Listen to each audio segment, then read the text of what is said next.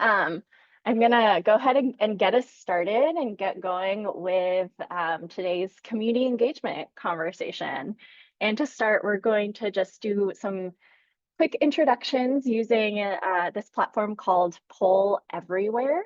If you go to this website, pollev.com/MAPC poll, you'll be able to put in your name, your pronouns, and what agency or organization you are joining us from.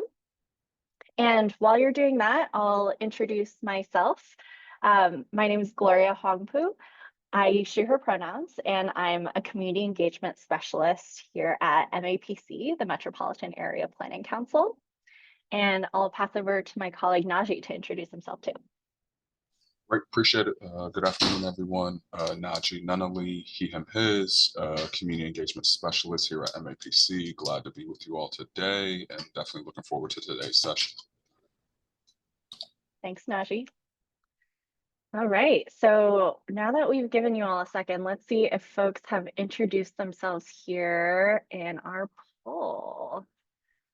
And if you have any questions or tech issues with the poll everywhere or anything else today, feel free to put them in the Zoom chat, and Naji will be able to address any questions and help you with things there as I take us through our conversation. So seeing folks from the town of Reading, from Fenway CDC, hi Sam, Andrew from Somerville, Olivia from Reading, so many folks coming through. Ooh, too eager. All right. Well, thank you all for introducing yourselves. I'm also curious to know what sorts of organizations folks are joining from more broadly. So you should, if you stayed in that poll everywhere screen, should be getting this next question. What type of organization are you joining from? Whether a municipal planning department, a different department within a municipality, a regional agency, a state agency, a nonprofit or community-based organization, maybe something else. And we're asking this really because positionality is really important to stakeholder analysis, which is going to be what we discuss for the majority of our time today. So interested to see who all is in the room. Lots of municipal planning departments, which is great. Other municipalities as well, and lots of nonprofits or CBOs. And a few other fellow regional planning agencies. Awesome. Last but not least, again, if you're here, you should know that we're talking about stakeholder analysis today. So just wondering, who in the Zoom room has already conducted a stakeholder analysis in the past? Yes, I use it often in my work, use it sometimes, or you've never conducted a stakeholder analysis before. And let's see what folks are saying. Okay, mostly using it sometimes, good to know. Well, hopefully we can share a little bit about how we do stakeholder analyses at MAPC and learn a little bit about how you approach them as well. So with that, thank you all again for introducing yourselves. It's really great to know who all is in the Zoom room with us. Next, I want to go over our group agreements for this session on stakeholder analysis. So for anyone who attended the last community engagement conversation, these will look familiar to you, but we'll go over them again for this iteration of the group. So first, listening for understanding, not disagreement. Really value active listening here. Considering the opinions and experiences of others and being respectful of that. Next is bring a spirit of experimentation and creativity. And then step up, step back. I've also heard this articulated as take space and make space, paying attention to how much space you're taking up personally, either in this main group or in our breakouts that we'll go into. And last but not least, have fun. So feel free to put in the chat, are there any additional group agreements that you think we should add here?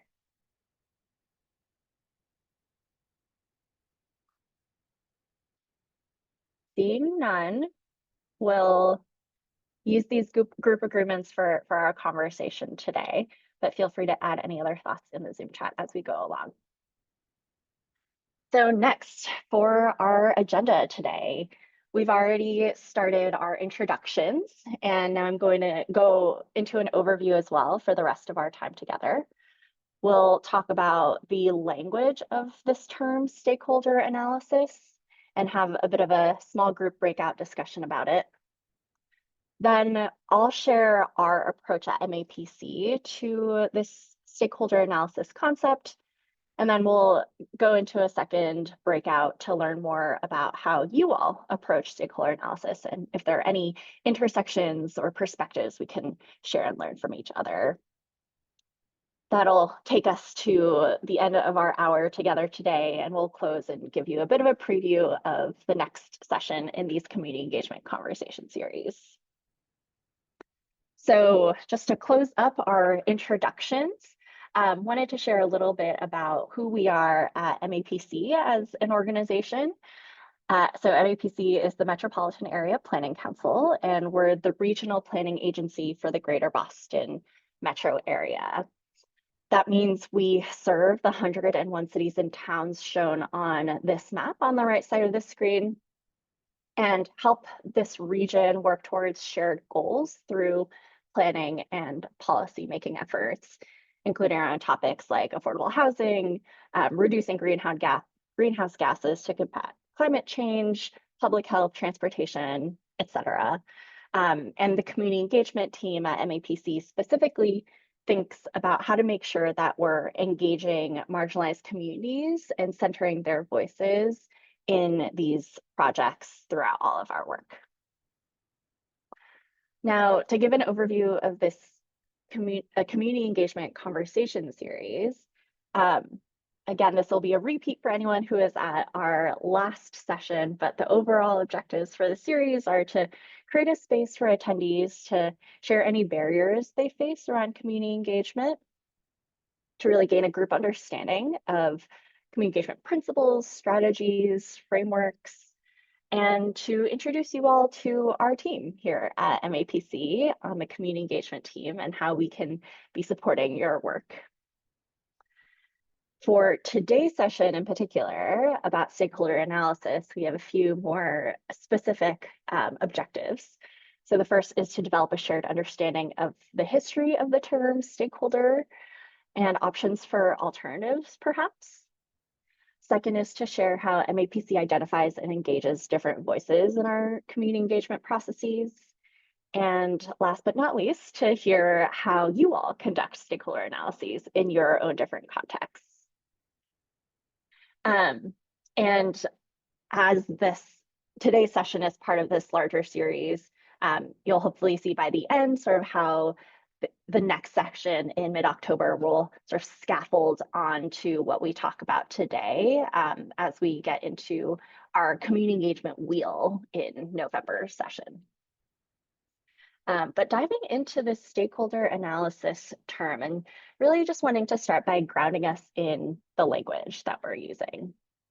First, just want to note that you might have heard different iterations of this term. Sometimes we say stakeholder analysis, sometimes we say stakeholder mapping, a variety of different iterations, but I wanted to start with how we use this term here at MAPC. So often in general in community engagement, I think too, we use some pretty squishy terms and everyone has their own definition of what it means with just, community and engagement themselves being really great examples where you can use community to mean a whole host of different things, and engagement can be so many disparate activities. So in this case, just wanted to ground us in what we mean at MAPC when we use the term here. So we see stakeholder analysis as a process that's intended to identify populations or groups that may be underrepresented in typical community engagement processes for those regional planning and policy making processes and projects that we work on. And really core to that is understanding who might be most significantly impacted by a project. And so our hope is that by undertaking the stakeholder analysis process, we can really be deliberate about reaching those historically marginalized groups. And again, going back to that question I asked in the introduction around what kind of organization you're coming from, our approach to stakeholder analysis is really situated within our positionality as a regional planning agency. We often will go into a city or town and have to really understand the local context there in a really rapid fire way. But you might be coming from a different position relative to the community that you're looking to understand and engage. So keeping that in mind as we go through today's conversation. Before we get into all that, just zooming out broadly here to think about the history and really the etymology of this term stakeholder. There's a lot of different narratives about the origin of this term, but if you had a chance to read the article that was sent out ahead of this session, and that Naji is linking in the Zoom chat right now, you'll know that some folks have connected this term stakeholder to white settlers putting a stake literally in the ground, claiming Indigenous lands under unfair terms. And we might also think about stakeholders from a gambling context where stakeholders make wagers in a gamble. And based on those interpretations, this really seems like a term rooted in very transactional activities, if not extractive in nature. And something we've been wondering about at the MAPC community engagement team is whether this transactional and extractive term is really something we want to be using to talk about trying to identify and build relationships with historically marginalized communities, and whether it's supportive of our goal of making sure those underrepresented communities are able to be at the table for policy and plan making. So that is something that we're interested to discuss and hear your thoughts about today. I do also want to add, at the same time in the planning world, which we're obviously in as MAPC, the term stakeholder has also been used in this really broad context to really broadly describe any party who has an interest or who might care about a topic under consideration, whether it's a housing plan or a climate plan or a transportation plan, et cetera. So at the same time, there's this question of, is this term stakeholder too broad to be used meaningfully in our engagement work? If we can be using it to describe a partner or a community member or a decision maker, a participant, et cetera, what does it really meaningfully have to do with our work? So really, these are just some prompting questions for you to keep in mind as we turn to our first discussion today. So we'll have about 10 minutes in breakout groups, and we're going to ask folks to sort of self-facilitate your breakouts. Once you join your groups, if you could please identify a note taker who will jot down ideas in our shared PowerPoint slides. So you can see the link to the shared PowerPoint slides that Naji's dropped in the chat there, mapc.ma/CE convo. Once you get into your breakout group, there's going to be 6 groups and there are 6 slides. Choose a slide, add your name to the title of the slide to claim it, and discuss the following prompts as a group. So Naji, again, just dropped those prompts into the Zoom chat, but I'll read them out loud here.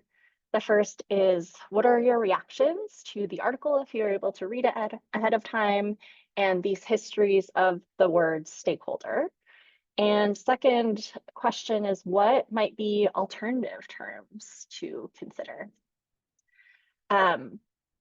Once those 10 minutes are up, we'll all come back to the main group and we'll do a share out in the Zoom chat so you can share either an aha moment or an alternate term to stakeholder that you might suggest in the chat. With that, I'll ask Naji to go ahead and open. All right. Welcome back, everybody. Hope you all had some interesting conversations. Like I mentioned earlier, in terms of our share back now to the main group, would love to have everyone put a note in the Zoom chat, just sharing one aha moment that came up for you in the breakout conversation or an alternate term to stakeholder that you think you might want to explore. So feel free to take 30 seconds to write your response in the Zoom chat.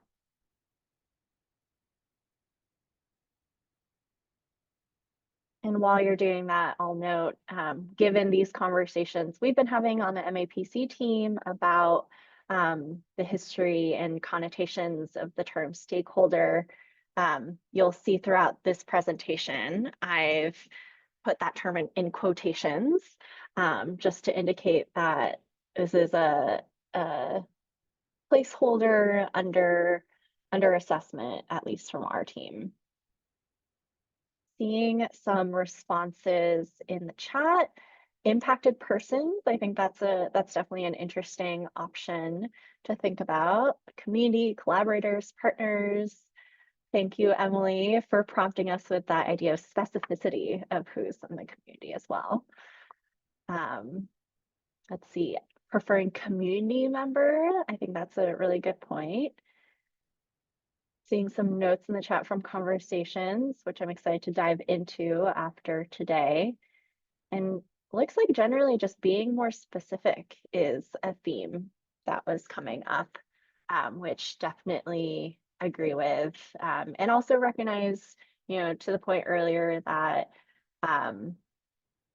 along with that specificity of who we're talking about specifically in a particular community, the breadth of being able to use that term stakeholder to mean anyone who cares about a process or has to do with a process also is understandable in that breadth. And yeah, I like that Barbara mentioned that careholder term that was mentioned in the article as an alternative as well, that retains that sort of broad scope of anyone who might be involved in a process, in an engagement process, while also thinking about the specificity of who really we're talking about and prioritizing. And thank you folks for sharing some resources in the chat as well. We'll definitely collate some notes and links and send those out after the session today. With that, I do want to move us on to sharing how we at MAPC approach this stakeholder analysis process. And hopefully you'll sort of see that balance between, again, the breadth of thinking holistically about who needs to be included in a planning process that we undertake, while also getting really specific about the community groups that we want to prioritize. So just want to go back to our definition of stakeholder analysis here at MAPC, again, as a process to identify populations or groups that may be underrepresented in our typical policy and planning community engagement processes. And just to reiterate that point about positionality, this is really specific to how we operate as a regional planning agency. And for you all, maybe as a community-based organization or a municipal government that's a lot more place-based and locally based, your approach to stakeholder analysis might look really different. Because again, we're often going into our 101 communities and really needing to get a sense of the social fabric in the community in a short amount of time. So what I'm about to present is our way of approaching that and doing that due diligence of understanding who the players are and how we reach the people we want to prioritize in a methodical way. So I'm going to go ahead and jump into our process for stakeholder analysis here, starting with the preparation. As Naji often says, proper preparation prevents poor performance. Did I get that right? Yep. So always want to start with doing our homework.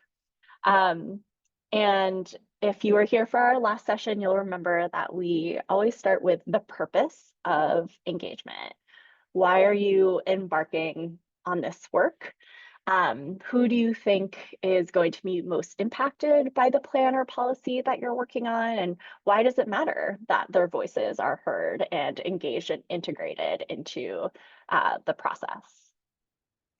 Next, doing our homework in terms of gathering and analyzing any qualitative and quantitative data that's available to start to form an understanding or a hypothesis on who might be those priority communities you should engage in your project. So for example, this is a real life project that we've worked on in Everett. We saw that the data from the census showed that Brazilian immigrant renters were a high population in Everett and were probably going to be impacted by housing policy in a housing project that we were working on. And then talking to folks in the city to really validate that hypothesis. As well as folks internally at MAPC who have worked in Everett in the past to understand their experiences there too. Next is really understanding from the top, who are the decision makers? Whose approval or sign off does the success of the project really hinge upon? So an example here might be to think about a climate action plan, making sure you're clear on which committee needs to approve that climate action plan for it to go into effect. And then last but not least, who's your starting point?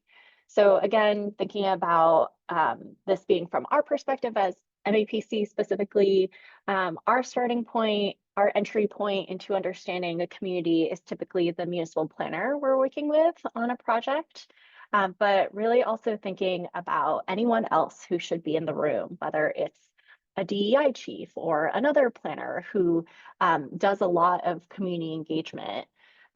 Anyone who sort of can help us get a sense of that social fabric in the city or town and can be that starting point to help us think through any additional breadth or depth of relationship building we need to be doing.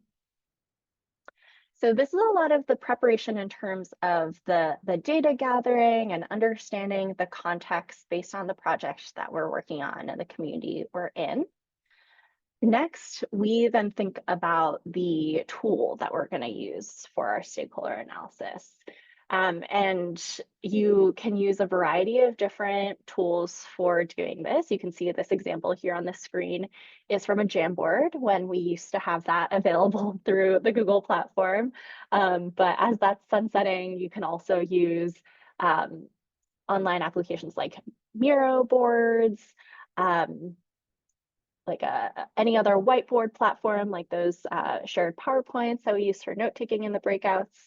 Ideally, this could happen as well in person with sticky notes on a board or a wall. And you can see here that we use that initial demographic data, qualitative and quantitative data analysis to populate the different priority groups that we think we might want to reach for a project within the tool before we go into our initial stakeholder analysis conversation. So for this example, you'll see we have veterans, seniors, youth, faith communities, Latinx communities as different priority groups that we think might be engaged in this process. And then we'll reach out to that person who's our starting point to help us populate this further in our initial conversation. The other thing to note here is whatever your stakeholder analysis tool is, we always want to make sure that we're capturing information about community assets, not just individuals.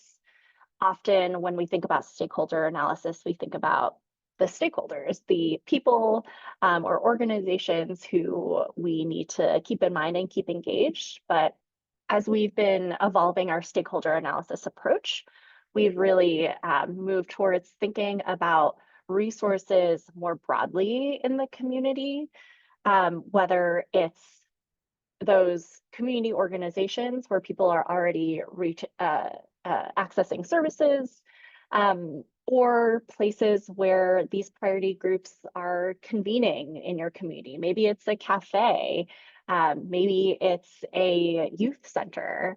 And third, also thinking about outreach channels that folks are already tapped into.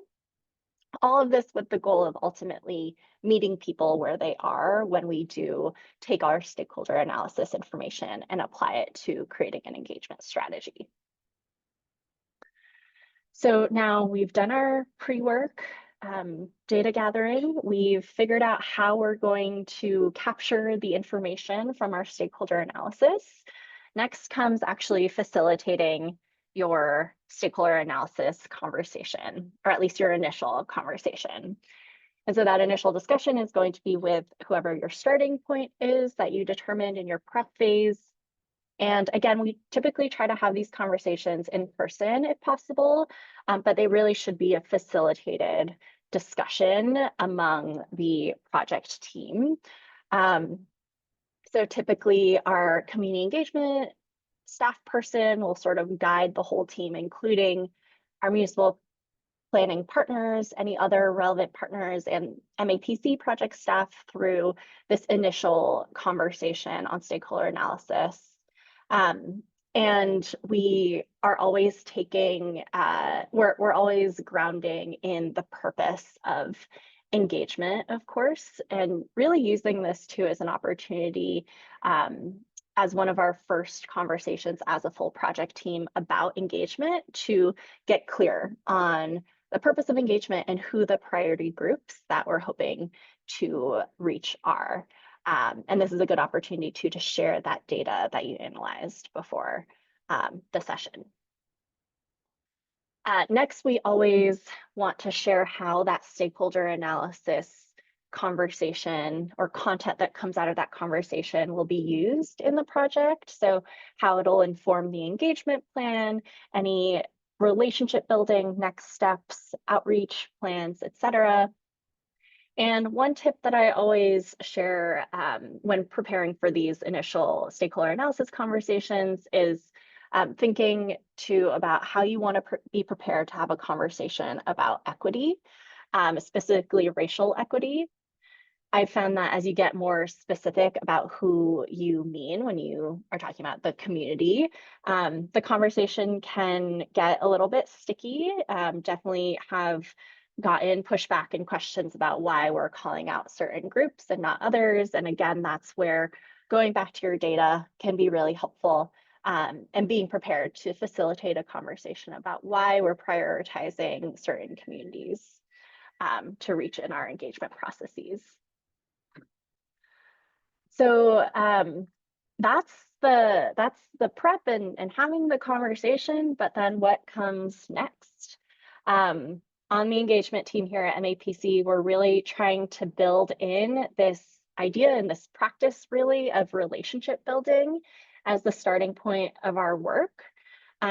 So based on who you uncovered in that initial stakeholder analysis conversation, starting to reach out to the key individuals or the organizations that you identified to tell them a little bit about your work, about this project you're going to get started on, and to get their input on the content of the work, but also the process. So for example, thinking about your initial ideas of an engagement plan and how those engagement methods might play out in their community. Now, as you have those conversations, that's where that second bullet on snowball recruitment really comes into play. So when you're reaching those last 5 minutes of your coffee or Zoom call, always asking that person who else you should be talking to in their community. And once you aren't hearing any new names, you know you've probably done a decent job. Although there's always going to be more folks that we haven't reached, but um, using that snowball recruitment method really helps. And then last but not least, integrating your stakeholder analysis into your engagement strategy, and really doing this on an iterative basis. So as you learn more about the stakeholders, the resources, the gathering places in a community, updating your engagement approach accordingly. So that could look like adding a focus group for a priority group that you surface through a conversation, or shifting the audience of a forum, but really taking that iterative approach. So this really brings us to our next conversation and turning it back to you all. Now you have a sense of how we at MAPC are doing our stakeholder analyses to really set up our projects with a holistic understanding of who are the players in our communities we're working with and how we reach those priority community groups we want to engage. And we want to hear now from you about, historically, for those folks who have at least done some stakeholder analysis in their work, how you've approached that process, where you might see any intersection or overlap with our approach at MAPC, but also, again, recognizing that you're all coming from different sorts of agencies, organizations, the different positionalities to the communities that you might be working with. What are the differences? We are always open to learning and iterating our process. Well, just to keep us moving along and be respectful of time, would love to invite maybe two people to share any takeaways or aha moments from your breakout groups. And you can use the raise your hand option in Zoom to let us know if you'd like to chime in. And Najee, maybe you can keep an eye for me. Yep, no problem.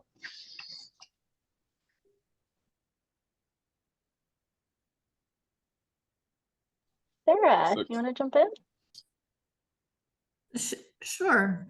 So one of the conversations that we had as far as community partners that in Somerville that should definitely always be involved, regardless of the study area, are basically the language-based community leaders, so that we can make sure, because we've got, sort of Haitian Creole. Somerville has like 5 different languages that are, sort of Portuguese, Spanish, I mean, the Boston metropolitan area is the melting pot, so I'm sure it's no different from anybody else. But when we also have to translate flyers into Nepalese to make sure that we're getting, sort of our groups involved, sort of going to the churches and distributing, sort of the information there is a key piece to getting people to come out too. And that's regardless of the study area or the project at hand. Absolutely. Yep. And Najee just dropped a link in the chat to our language access guide that he and some other folks on our team have been leading the charge on, because I think that's exactly right, Sarah. That language component is a shared challenge for municipal governments, certainly planning departments across our region, but very much a need. And from our perspective, that's a really central component of developing an engagement approach that meets people where they are, is making sure that we have materials translated in various languages and working with those community organizations that convene communities that speak different languages. And, from a very real perspective, also has implications on our timelines and how we manage our projects to make sure we build in that time to procure translation and interpretation. So really appreciate that, Sarah. And I think, if I'm not wrong, there is going to be a session in this community engagement conversation series, and maybe I'll move us to that page, about language access, potentially related to designing accessible engagement in February. I might be misspeaking. Sasha or Javier can jump in and correct me there if I'm wrong. But we certainly have a lot to share there. Well, thank you so much, Sarah, for sharing that, and excited to see some notes in the chat as well as in that note-taking PowerPoint document that we'll look through in more depth later. But for our last couple minutes here today, just wanted to close us out with some closing questions you're welcome to respond to in the Zoom chat. Anything that squared up or affirmed what you already know, something that changed your thinking or was new knowledge, or something that has you thinking in a new direction that you're going to apply and take forward to learn more about. So would love to hear any thoughts on those closing questions in the chat, as well as inviting you all to complete our feedback survey, which Naji has put a link to in the chat there as well. The short link for that is mapc.ma/CEC-eval. We'll send that link out in the follow-up email as well, but really are trying to embed an evaluation approach in our engagement work as well. So eager to hear your feedback. And with that, I'll close us out by just sharing the next of these sessions on the community engagement wheel, which is really the overarching framework that we use to approach any engagement project. That's on November 21st, so definitely feel free to sign up on our MAPC website. And last but not least, we're always happy to continue the conversation, so feel free to reach out to us. You can see our team email, communityengagement@mapc.org here, but our contact information is all available on the MAPC website, and we're happy to help you with anything from developing community engagement strategies to facilitation to creative engagement to language access, and providing trainings and workshops on these things as well. So with that, thank you all so much again for your time today and for joining us for this conversation, and hope to see you at the next one. Thank you. Thank you. Appreciate it, everybody. Thanks. Have a good afternoon. Thanks, everyone. All right, bye-bye. Oh, okay, perfect.